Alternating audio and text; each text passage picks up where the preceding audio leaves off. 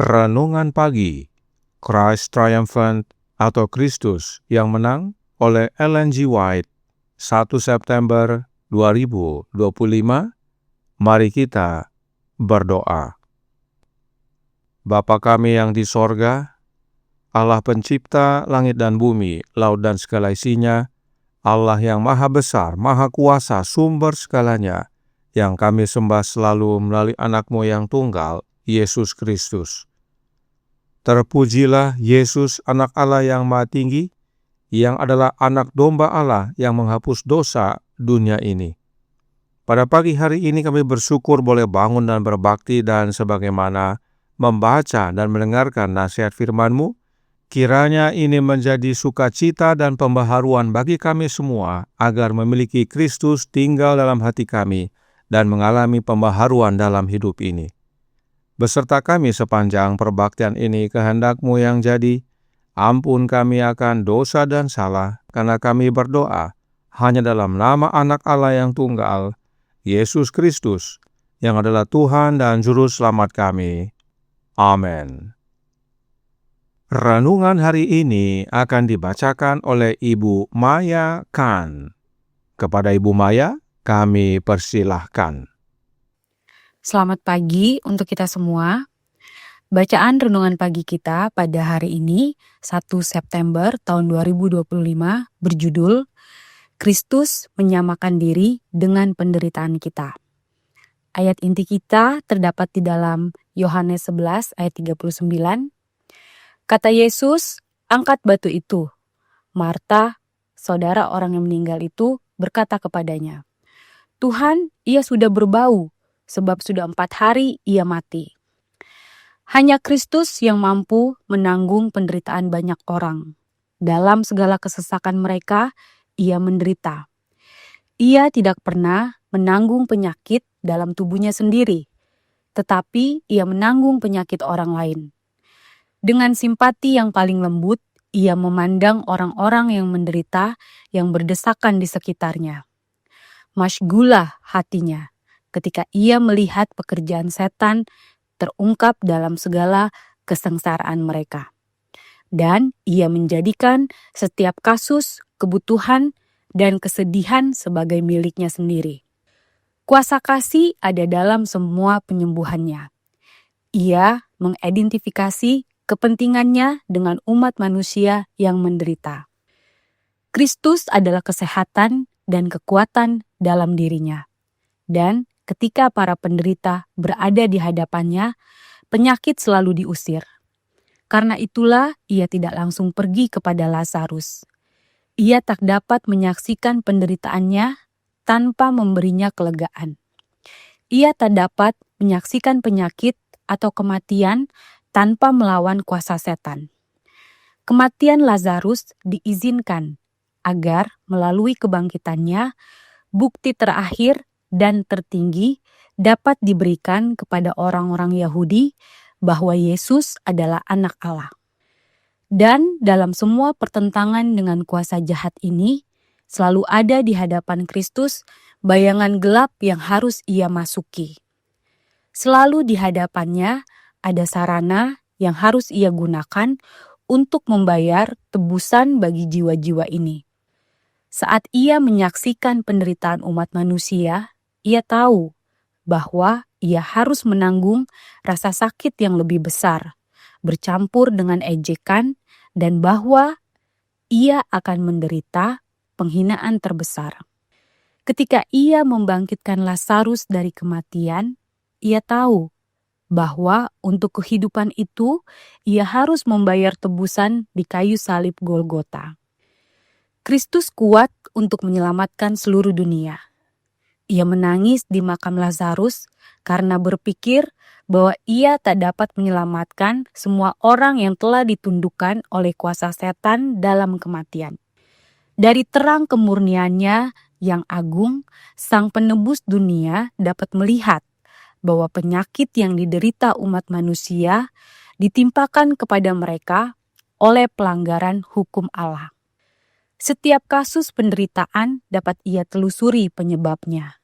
Ia tahu bahwa hanya Ia yang dapat menyelamatkan mereka dari lubang tempat mereka jatuh. Hanya Ia yang dapat menempatkan kaki mereka di jalan yang benar.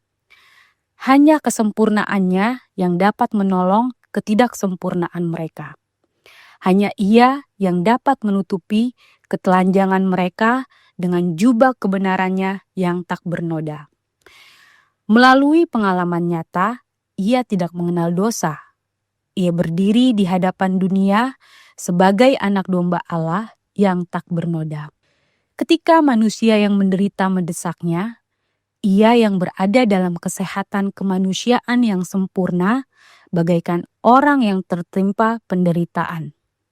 Hal ini penting agar Ia dapat mengungkapkan kasih-Nya yang sempurna bagi umat manusia. Dikutip dari manuskrip 18 tahun 1898. Demikianlah bacaan renungan pagi kita pada pagi hari ini. Tuhan Yesus memberkati. Terima kasih atas penatalanan Ibu Maya. Tuhan Yesus memberkati. Selamat pagi saudaraku dalam Tuhan. Ada kebenaran penting yang wajib kita semua ketahui dan pahami, yang Roh Nubuat tuliskan dalam manuskrip 18 tahun 1898 paragraf 10 yang berbunyi, dalam hidupnya di bumi, Kristus mengembangkan karakter yang sempurna. Ia menunjukkan penurutan yang sempurna kepada perintah-perintah Bapanya.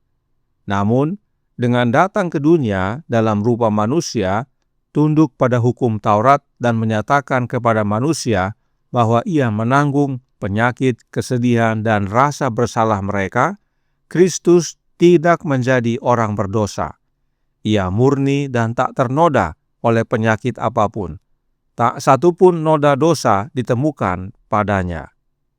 Saudaraku dalam Tuhan, Yesus adalah satu-satunya makhluk ilahi yang turun ke dunia dan menjadi manusia yang alamiah kemanusiaannya sama dengan kita, yaitu tunduk pada hukum Taurat. Lalu, Yesus juga adalah satu-satunya makhluk ilahi yang turun ke dunia menjadi manusia dan menanggung bukan penyakit, kesedihan, dan rasa bersalahnya sendiri, tetapi menanggung penyakit, kesedihan, dan rasa bersalah kita semua. Dan Yesuslah satu-satunya makhluk ilahi yang turun ke dunia ini menjadi manusia dan memiliki karakter sempurna oleh menuruti hukum Bapanya dengan sempurna.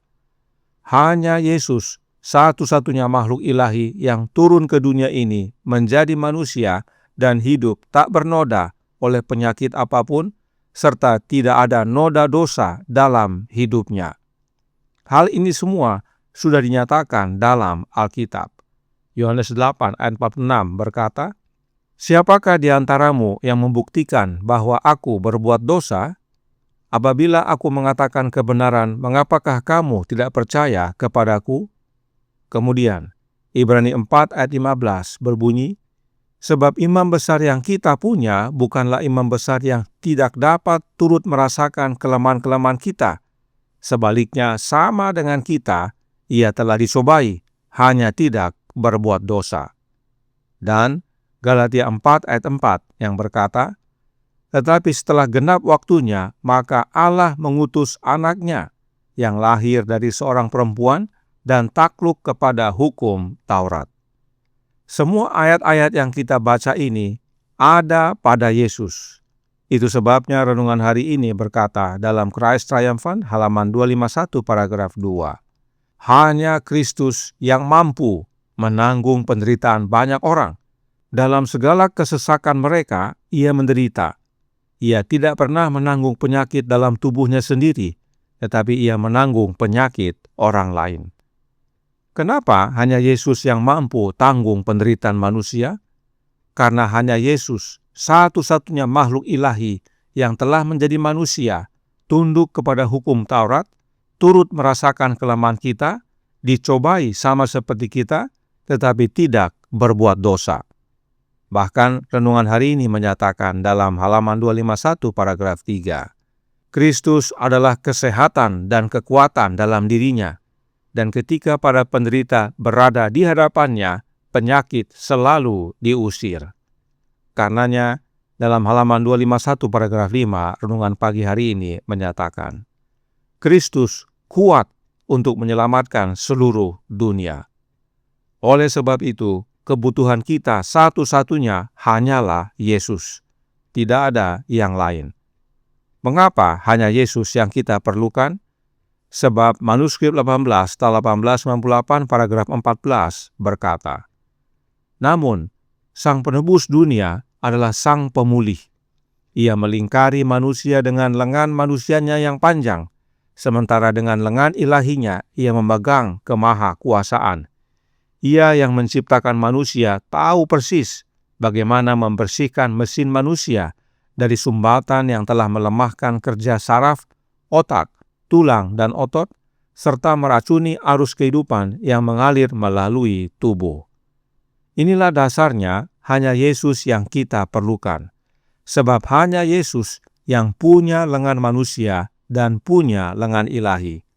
Hanya Yesus yang Bapa percayakan untuk menciptakan segalanya, termasuk kita manusia. Karenanya, hanya Yesus yang mengerti kita. Inilah kebenaran yang penting kita ketahui dan pahami. Lalu, bagaimana caranya agar Yesus menjadi milik kita?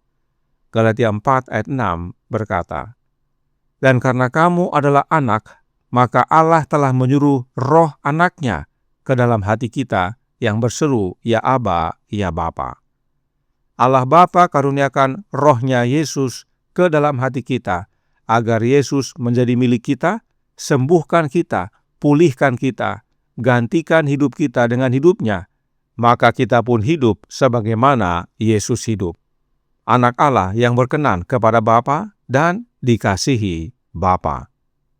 Tuhan memberkati, saya bawa dalam nama Yesus. Amin. Mari kita berdoa. Bapa kami yang di sorga, Allah pencipta langit dan bumi, laut dan segala isinya, Allah yang maha besar, maha kuasa, sumber segalanya, yang kami sembah selalu melalui anak-Mu yang tunggal, Yesus Kristus. Terima kasih atas kebenaran indah pada pagi hari ini. Yesuslah satu-satunya makhluk ilahi yang rela turun ke dunia ini menjadi manusia, dan turut mengalami kelemahan kami, pencobaan kami, tetapi tidak berbuat dosa. Dan karenanya dialah satu-satunya yang dapat menolong kami, ya Bapa.